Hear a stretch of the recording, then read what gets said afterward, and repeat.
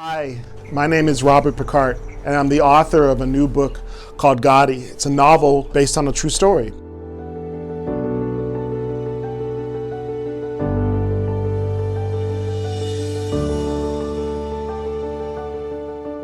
The novel follows the story of a young girl named Goddie who watches her parents die at a young age, and she's shipped off and has to escape and find her way to another country.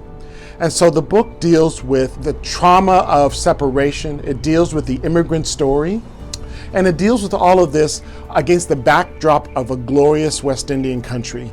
And it takes us into the mountains of where all of this happens. I was inspired to write this book after listening to the stories of my parents and listening to the stories of other relatives as well.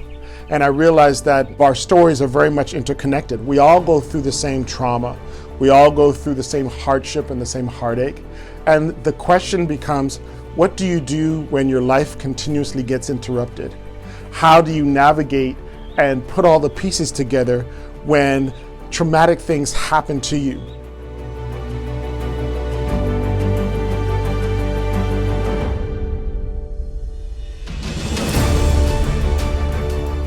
The story takes place in the glorious mountains of Jamaica, and it looks at what happens when a poor young girl has to make decisions based on all the things that happen to her and how she navigates.